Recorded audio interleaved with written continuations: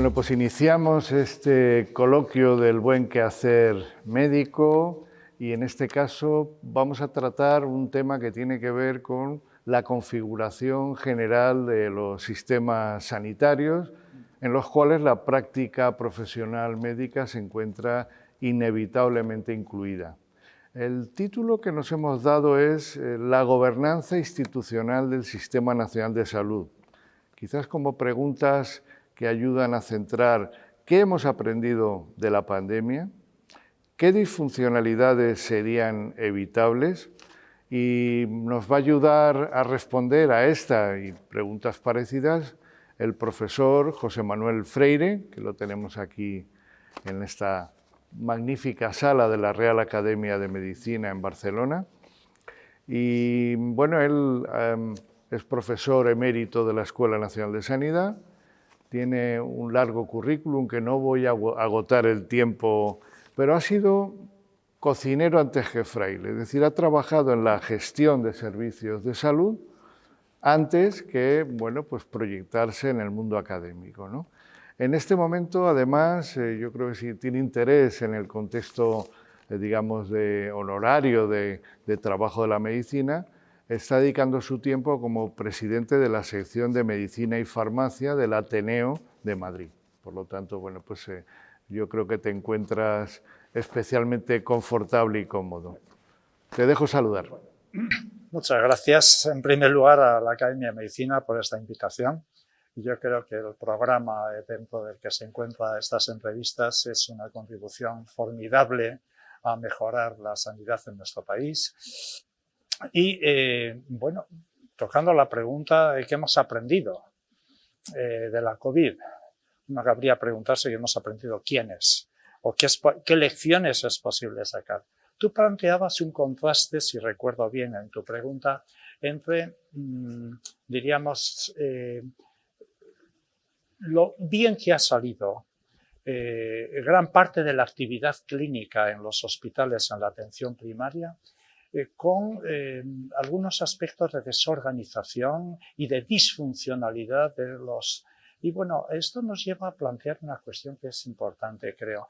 Es que hay en la sanidad de España, de nuestro país, hay un reservorio importantísimo de capacidad, de talento. Y cuando la gente se le deja organizarse, se le da autonomía, y si no se le da sencillamente, pues deja de estar por encima la tensión de la autoridad y la jerarquía, bueno, se autoorganiza para funcionar bien.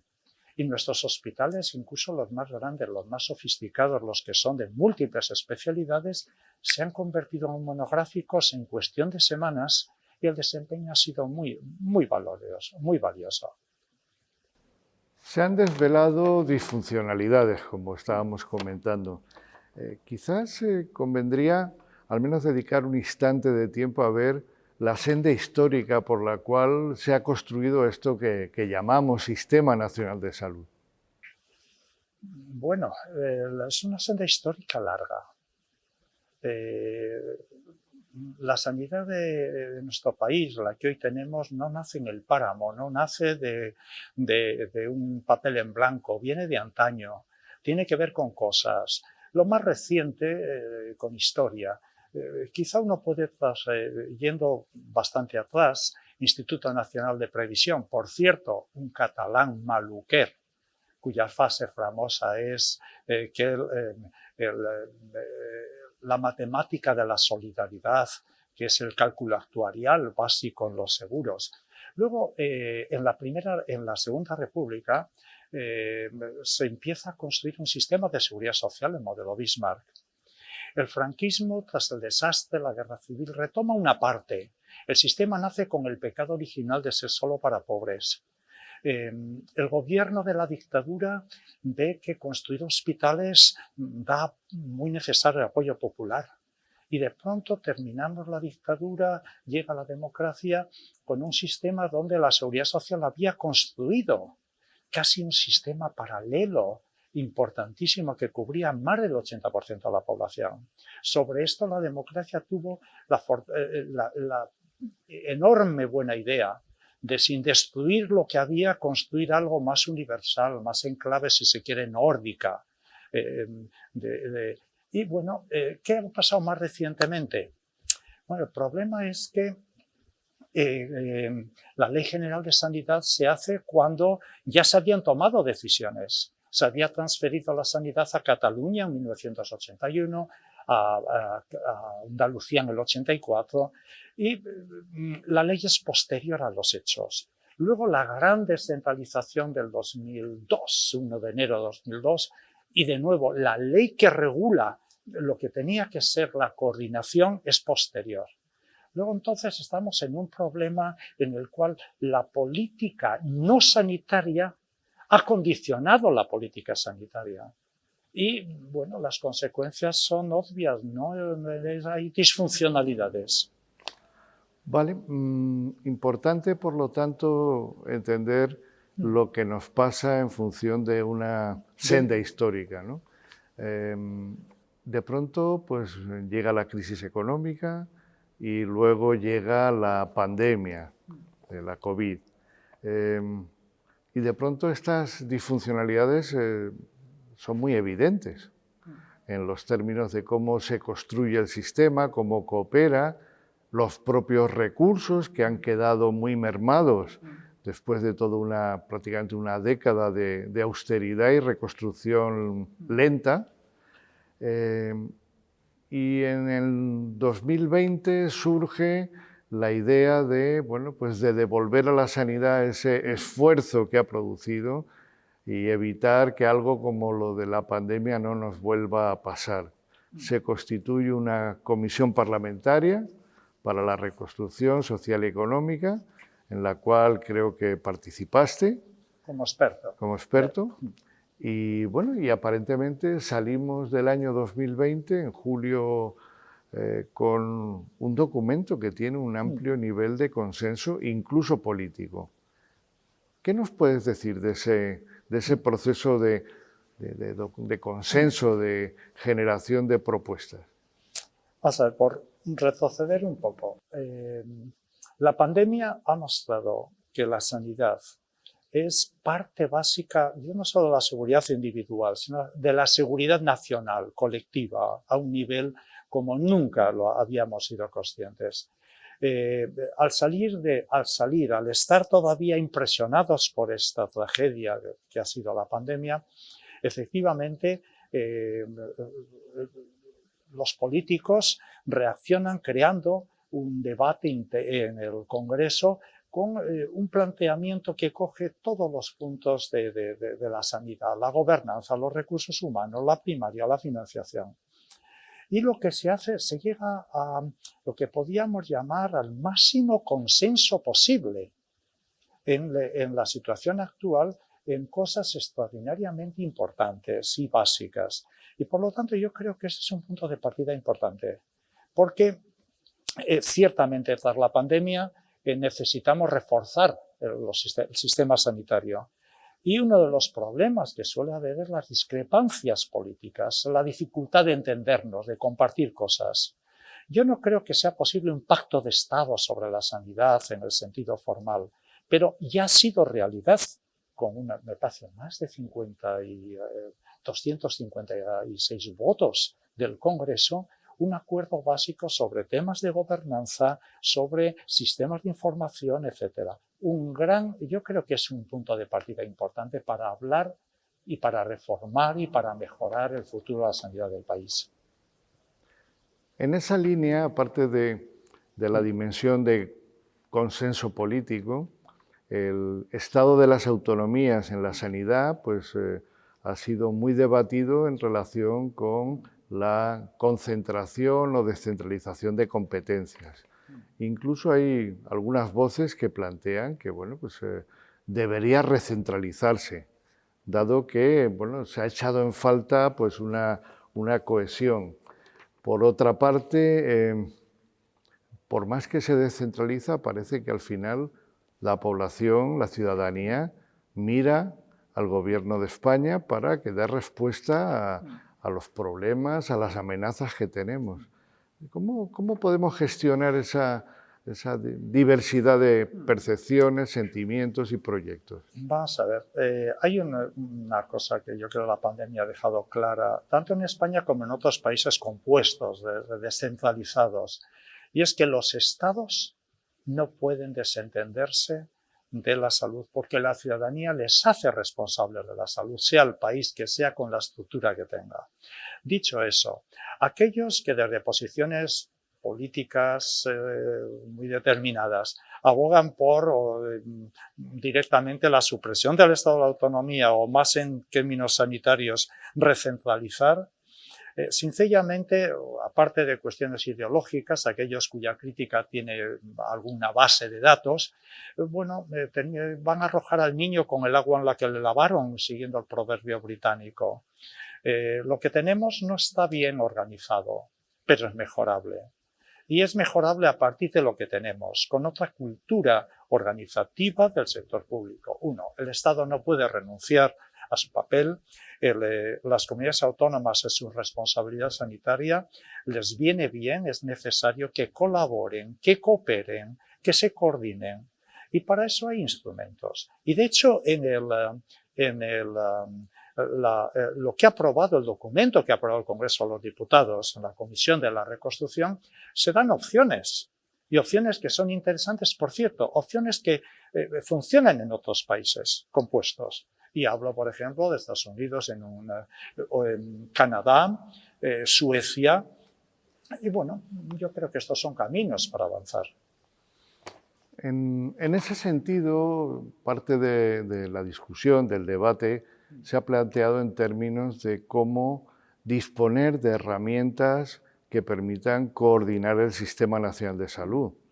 Cuando se dirige la mirada a la arquitectura organizativa de la Administración Central, de la Autoridad Sanitaria Central, pues aparece una enorme debilidad, un débil músculo intelectual, técnico, que realmente pues, preocupa. Preocupa no por un ejercicio, digamos, de centralización, sino porque falta, digamos, una infraestructura que nos ayude a comunicarnos y a colaborar. La debilidad de ese nodo central debilita toda la red. Sí.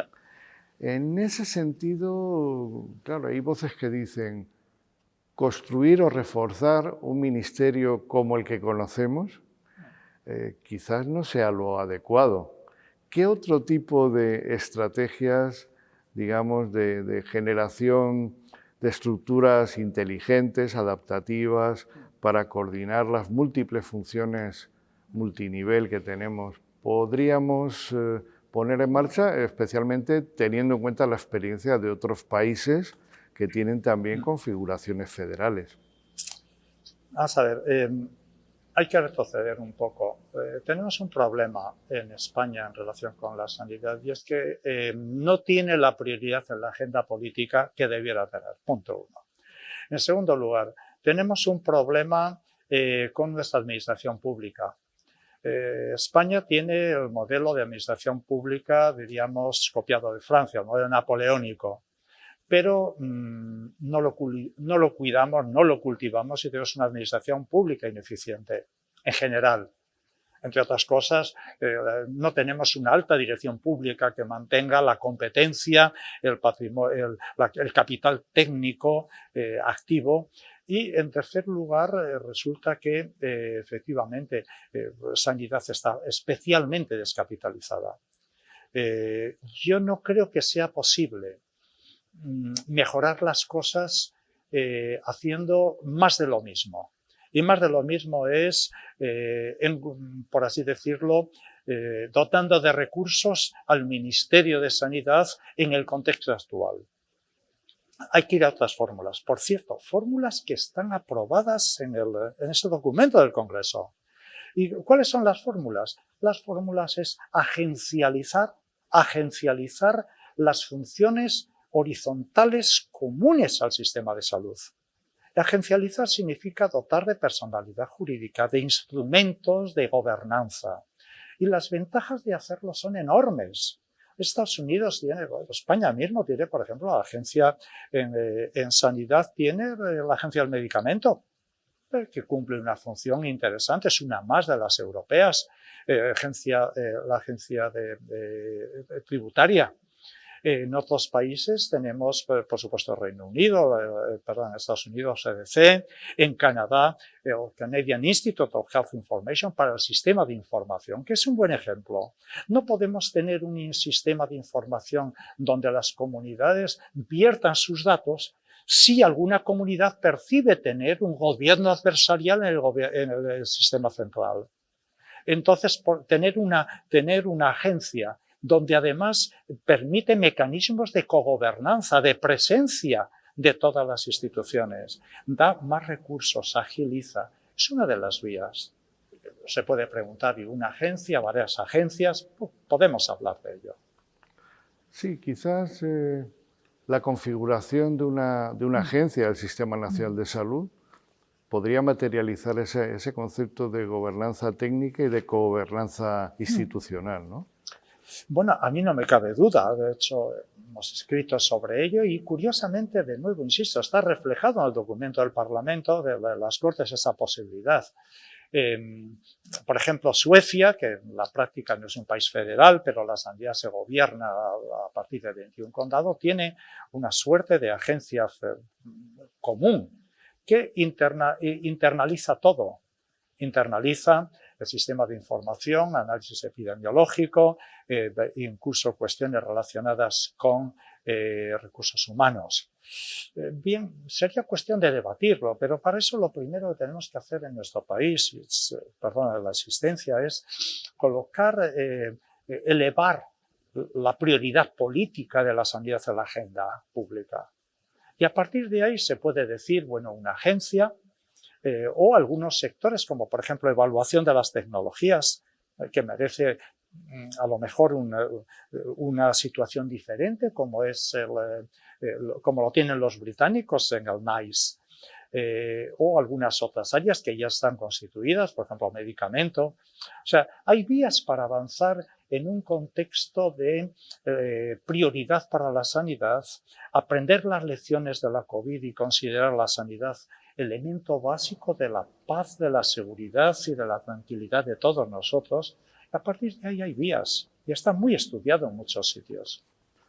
En esa línea hay una cierta hostilidad o renuencia de las autoridades económicas y de función pública a avanzar en esta dirección, por más que ellos mismos cultivan en la agencia tributaria este modelo, ¿no? ¿A qué puede deberse o cómo se podría contrarrestar? Bueno, efectivamente, tenemos un estado burocrático en lo que determinadas visiones de lo que es la burocracia están muy arraigadas. Y por lo tanto, evidentemente, en el aparato administrativo y en el mundo político. Se concibe lo público como lo funcionarial estático, congelado en un determinado modo de hacer las cosas. Entonces, bueno, hay que superar eso indudablemente, pero de nuevo, voluntad política. El sistema agencial no ha demostrado que sea más manirroto que nuestro sistema actual. Todo el mundo sabe, por ejemplo, y si no os lo comento aquí, en un hospital de 450 millones de euros es fácil que gasten 80 más de los presupuestados. Una agencia o otro sistema, incluso de empresas públicas, por su contexto no pueden hacer estas cosas impunemente. Y yo creo que son hábitos, pereza mental en alguna manera. Y de nuevo, existe la voluntad de revitalizar la sanidad pública española con innovaciones, con subir a bordo todo este talento que ha mostrado la pandemia en los hospitales. Este es el reto. Por finalizar, en este contexto de los coloquios de buen quehacer médico, nos preguntamos siempre, bueno, ¿cómo puede sobrevivir el profesionalismo en determinados contextos? Aquí nos preocupa, digamos, si los sistemas sanitarios o el sistema sanitario español, con este nivel importante de interferencia política, de rivalidad institucional, de burocracia, bueno, pues puede otorgar un un contexto razonable a los profesionales para que se sientan capaces de desarrollar su proyecto vital y su proyecto científico en estas instituciones que tienen tantas insuficiencias. Bueno, la cultura y los valores del profesionalismo médico es esencial para que el sistema sanitario, la medicina, merezca la confianza de la ciudadanía. Ese contrato social entre la profesión médica y la ciudadanía tiene que ver con eso. Hay elementos que ayudan, no solamente en el marco más como institucional y político en el que hemos estado hablando hasta ahora, en el elemento más cercano a la ciudadanía. Pensemos en los hospitales, por ejemplo. España tiene un sistema de gobernar los hospitales en los cuales periódicamente, cuando cambia el gobierno, cuando cambia el ministro, puede cambiar no solo el gerente, cambia toda la jerarquía organizativa. Bueno, hay modelos y de hecho el Congreso de los Diputados incluye esto. El Congreso de los Diputados insta a crear un sistema de gobierno en los hospitales donde haya órganos colegiados de gobierno, es decir, consejos de gobierno, juntas, que elijan a los gerentes y que los gerentes respondan ante estos órganos, de tal manera que se despolitice el marco actual y permita también una mayor participación de los profesionales en los órganos de gestión. Hay buenos ejemplos, incluso en alguna comunidad autónoma, en Madrid, se ha aprobado una ley sorprendente que incluye estas cosas. Lamentablemente no se cumple. Pero ahí queda como ejemplo de lo que hay que hacer. Y esto no es nuevo, esto no es un invento, no, esto es sencillamente aplicar aquí a nuestro país lo que hacen Francia, lo que hacen los nórdicos o Reino Unido. Hacemos la medicina tan buena como la pueden tener en Estocolmo, en Londres o en Ottawa.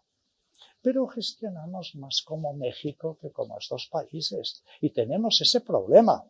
Y claro, el profesionalismo, las virtudes que tienen que ver con la pasión por el conocimiento, la compasión con los pacientes, el respeto a los pacientes y el compromiso a los pacientes, no prosperan en un ambiente viciado de politiqueo y de falta de perspectivas y de leyes que no se cumplen, que hacen que nuestros profesionales, en algunos lugares, el 50% de ellos, no tengan un contrato estable.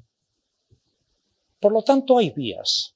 Y estas vías tienen que ver con eso que comentabas al principio. La gobernanza no es solamente lo estratosférico del Sistema Nacional de Salud. La gobernanza llega a cómo se gestionan los servicios, los hospitales, a los temas de participación, a los temas de transparencia, de rendición de cuentas, de la propia competencia técnica. Porque de lo que hablamos al hablar de agencias, estamos hablando de que las agencias tienen un modelo de funcionamiento que permiten atraer a los buenos, atraerles y retenerles. No con la burocracia esta de unas OPEs, que de pronto, después de maltratar a la gente muchos años, convocan concursos de miles de personas que a su vez, una vez que están en marcha, pueden paralizarse porque alguien lo recurre y un juez estima que tiene razón. De ahí van las cosas. No sé si responde, pero es parte de un sistema complejo y complicado. Bueno, yo creo que la lógica o el propósito de estos coloquios consiste en colocar una serie de interrogantes en términos, yo creo, más asequibles, más tratables, para facilitar una reflexión del mundo profesional médico sobre los problemas que tenemos cada día, ¿no? Y en este sentido la última frase o el último tema suscitado por el profesor Freire tiene que ver con la mala calidad de empleo. Es un tema que nos preocupa y que posiblemente sea una de las mayores causas de desafección moral del mundo profesional médico ante ese contrato social que está quizás pendiente de una revisión y de una revitalización. Muchas gracias, José Manuel, gracias también a a los organizadores, a la Real Academia de Medicina que nos acoge y bueno, espero que este pequeño debate o esta pequeña tertulia o coloquio sea de utilidad para todos ustedes. Muchas gracias. Ha sido un placer.